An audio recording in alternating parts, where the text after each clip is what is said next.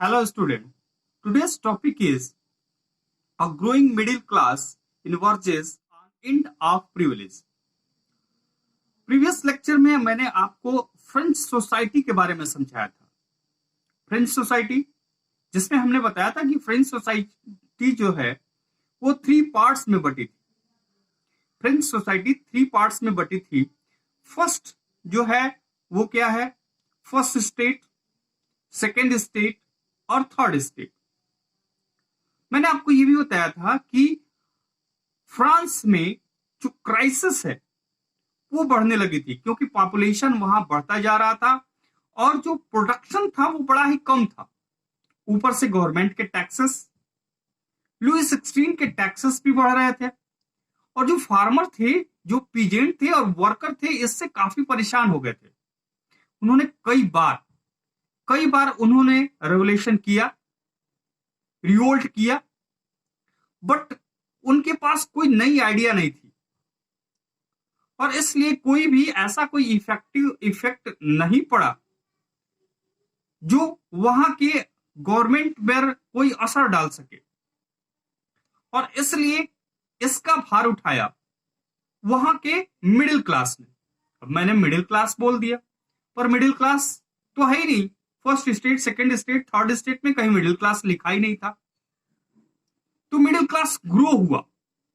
कैसे हुआ इसको हम पढ़ेंगे, लेकिन इससे पहले जरा हम समझ लेते हैं ये क्लास क्या होता है। सबसे पहले हाई क्लास होता है, उसके बाद मिडिल क्लास और तीसरा होता है लोअर क्लास। हाई क्लास को समझते हैं। हाई क्लास में वो लोग आते हैं जिनके पहले ग्रैंडफादर, फादर यानी जो भी उनके जो पूर्वज हैं उनके पास काफी प्रॉपर्टी थी और वो प्रॉपर्टी इनको जो है क्या होती चली आई है, मिलती चली आई है। यानी ये पहले से अमीर थे और बाद में भी अमीर है, इस टाइम में भी अमीर है। तो इनको क्या पड़ी है कि ये जो है चेंज करे सोसाइटी को, सारे पॉलिसीज को, प्रोग्राम को। इनको कोई टेंशन ही नहीं है क्यों चेंज करेंगे ये, और इसलिए कोई रिवोल्ट नहीं करते। ये किसी तरह का नई चीजों को एक्सेप्ट नहीं करते। ये जो पुरानी चीजें हैं उन्हीं को ही फॉलो करने की सोचते हैं क्योंकि उसमें ये सही से हैं, इसमें कोई इनको प्रॉब्लम नहीं हो रही है। दूसरा होता है मिडिल क्लास, लेकिन इसको थोड़ा बाद में समझेंगे। तीसरा होता है लोअर क्लास। पहले इसको समझते हैं। लोअर क्लास वो लोग जो दिन भर कमाए और फिर शाम को खा पी के वो सब खत्म। उनको नेक्स्ट डे फ्यूचर के लिए इतना पैसा ही नहीं कमा पाते कि वो फ्यूचर के लिए जमा कर सके, और ना वो फ्यूचर के बारे में सोच पाते हैं और ना सोचते हैं। ये एजुकेटेड होते नहीं है, समझदार उतने होते नहीं है। जितना कमाते हैं वो सारा इनका जो है क्या हो जाता है, सारा जो है खर्च हो जाता है। क्योंकि एजुकेशन है नहीं और इसलिए कभी ग्रो करने की नहीं सोचते कि मैं आगे बढ़ के जो है या तो मैं मिडिल क्लास हो जाऊं या फिर जो है अपर क्लास हो जाऊं। बहुत कम लोग ही इसमें ऐसे निकलते हैं। तो लोअर क्लास भी बहुत ज्यादा वरी नहीं होता है पॉलिसीज और प्रोग्राम के लिए कि पॉलिसीज प्रोग्राम चेंज हो, उनकी स्थिति सुधरे। वो जैसे हैं वैसे जीते हैं और मानते हैं कि ये ऊपर गॉड ने ही ऐसा बना दिया है। मिडिल क्लास ये ज्यादा इंपॉर्टेंट है। मिडिल क्लास क्यों? क्योंकि मिडिल क्लास हमेशा एक फियर में रहता है कि वो लोअर क्लास ना हो जाए, वो उन गरीब लोगों की तरह ना हो जाए, और इसलिए वो हार्ड वर्क करता है। दूसरा, उसको हमेशा इस बात का वो लगा रहता है कि वो हाई क्लास बन जाए। अगर फादर है तो बच्चा सोचता है कि मेरा बच्चा जो है हाई क्लास में आ जाए, उसके पास कार हो जाए, बंगले हो जाए, बिल्डिंग्स हो जाए और वो हाई क्लास हो जाए। इसके लिए वो दिन रात मेहनत करता है और इसलिए मिडिल क्लास सोचता है कि हम हाई क्लास तभी बन सकते हैं जब पॉलिसीज प्रोग्राम चेंज हो जाए। और यही हाल था वहां भी, फ्रांस में भी।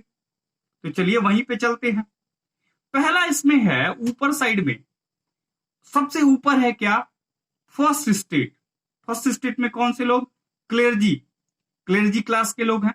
दूसरा जो स्टेट है वो है सेकेंड स्टेट। सेकेंड स्टेट में नोबेलिटी क्लास है, राजा और उसके परिवार के लोग। ये जो थर्ड स्टेट है, इस थर्ड स्टेट में क्या है? थर्ड स्टेट में जो पहला ग्रुप है उसी पे ध्यान देने वाली बात। थर्ड स्टेट का जो पहला ग्रुप है, इस पहले ग्रुप में बिग बिजनेसमैन है, मर्चेंट हैं, लॉयर्स हैं। इनके बारे में बात करते हैं। ये लोग ट्रेड करते थे जो बड़े बड़े बिजनेसमैन थे, हमेशा एक कंट्री से दूसरे कंट्री में आना जाना इनका लगा रहता था, और आना जाना लगा रहता था, इसलिए ये दूसरे देशों से जो है एक्सपोर्ट इंपोर्ट में काफी पैसा कमा लिए थे। धीरे धीरे ये रिच भी हो गए थे। इसमें कुछ लोग जो है एडमिनिस्ट्रेशन में भी पार्टिसिपेट करते थे। दूसरा जो है वो लायर है, लायर वकील। वकील ये सारे नियम कानून को समझते थे, ये बहुत पढ़े लिखे होते थे, क्लर्कियल ग्रेड के, और काफी लोग ऐसे थे जो इसमें काफी पढ़े लिखे थे, और ये चाहते थे कि कुछ ऐसी व्यवस्था हो जाए जिससे क्या हो, ये जो सिस्टम है एडमिनिस्ट्रेशन का वो खत्म हो जाए और हम लोग आगे बढ़ सके। भाई सबको अपना स्वार्थ होता है, तो ये लोग चाहते थे कि ये सिस्टम खत्म हो। थर्ड स्टेट के ये फर्स्ट ग्रुप थे, और थर्ड स्टेट के थे तो टैक्स भी इन्हें देना था, और इसलिए ये सिस्टम को बदलना चाहते थे। मगर सिस्टम बदलेगा कैसे, इसके बारे में भी बात करें। कौन सा सिस्टम लाया जाएगा, कैसा सिस्टम लाया जाएगा, क्या होगी नया सिस्टम में, और कैसे जो है इनको पावर मिलेगी, कैसे थर्ड स्टेट के लोगों को पावर मिलेगी। तो इसके बारे में चलते हैं कि आखिर ये हुआ कैसे। तो एक इंपॉर्टेंट क्वेश्चन यहां बनता है आपके एग्जाम के पॉइंट ऑफ व्यू से, और यहां पर क्वेश्चन में ये बनता है क्या थ्री राइटर्स के बारे में। ये थ्री राइटर्स काफी इंपॉर्टेंट है, और इन थ्री राइटर्स का नाम है, पहला नोट डाउन, पहला है Jean Jacques Rousseau. Jean Jacques Rousseau, इन्होंने एक बुक लिखी थी जिसका नाम था social contract. Jean Jacques Rousseau, इनकी बुक का नाम सोशल कॉन्ट्रैक्ट। दूसरे थे जॉन लॉक। जॉन लॉक की बुक का नाम true treatise of government. True treatise of government. और तीसरे राइटर थे मॉन्टेस्क्यू। मॉन्टेस्क्यू की बुक का नाम द स्पिरिट ऑफ लॉ। ये तीन राइटर और तीन राइटर्स की तीन किताब, यही अब भूचाल लाने वाली है फ्रांस में। ये तीनों किताबें ही, और ये तीनों किताबें ही जो है फ्रांस की दशा दिशा बदल देती है। आपसे हम कहते हैं ना कि बुक्स पढ़िए, बुक्स आपकी लाइफ को बदल देगा। ये बुक जो है फ्रांस की लाइफ को बदलने वाली थी। पहली बुक जो है वो थी जॉन लॉक। जॉन लॉक की बुक पे चलते हैं। तो जॉन लॉक की बुक का नाम था ट्रू ट्रीटाइज ऑफ गवर्नमेंट। इस बुक में उन्होंने सबसे पहले इल्यूजन को तोड़ा, भ्रम को तोड़ा। वहां पर लोगों को भ्रम था, पहले भी भ्रम था लोगों को, क्या है, राजा के बेटे में जो है स्पेशल क्वालिटी होती है, और राजा के बेटे में स्पेशल क्वालिटी जो है कौन देता है, गॉड देता है। इसीलिए तो उसने राजा के घर में पैदा किया, और ये स्पेशल जो क्वालिटी केवल राजा के लड़के में ही हो सकती है, और किसी में नहीं हो सकती। बाहुबली देखा है आपने, बाहुबली के बेटे में ही बाहुबली वाली क्वालिटी है, और किसी में नहीं हो सकती। ये उस समय की बुक्स हैं और बुक्स की स्टोरीज है। ये एक इल्यूजन था, यहां यही इल्यूजन फ्रांस में भी था। क्या कि राजा के बेटे में ही वो क्वालिटी होगी। क्या, कैसी क्वालिटी, जो एडमिनिस्ट्रेट कर सके। तो इसकी बात वहां पर की गई कि यही थी। लोगों में जॉन लॉक ने कहा सब फालतू है, बेकार है ये सारी चीजें, ऐसा कुछ नहीं होता कि राजा के बेटे में ही राजा की क्वालिटी होती है, और ऐसा भी नहीं होता कि गॉड जो है ये चूज करके भेजता है कि ये अगर इस पर्सन में अच्छी एबिलिटी है तो यही राजा के घर में पैदा होगा।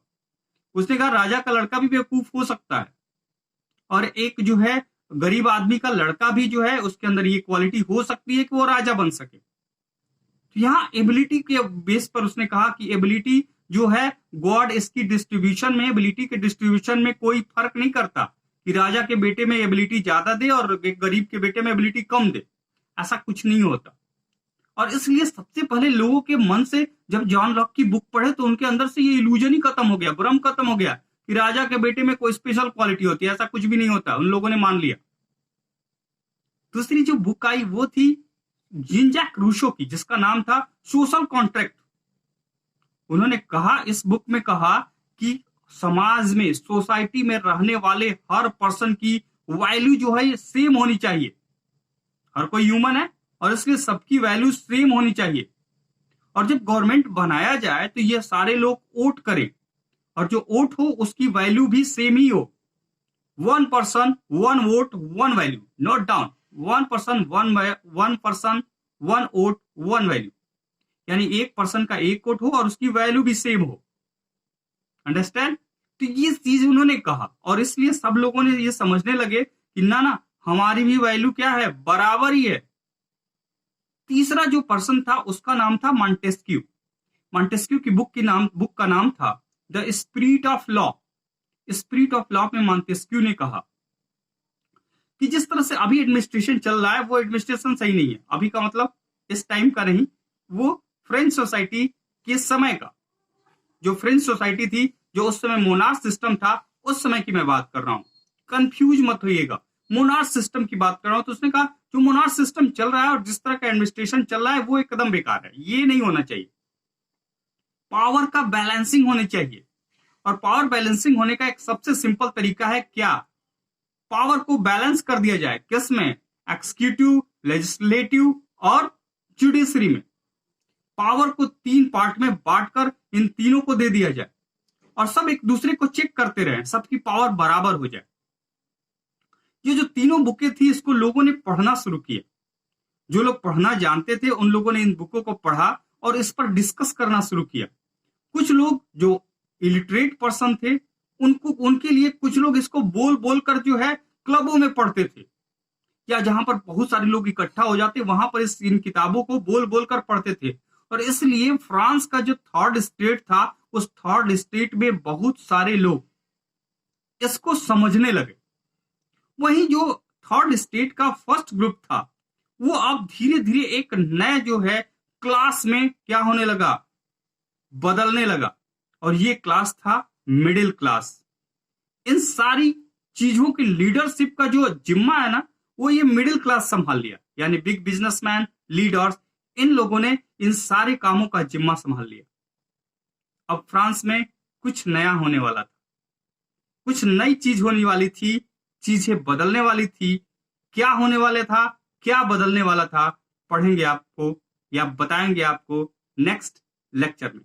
Thank you and at last like, comment और शेयर करना मत भूलिएगा।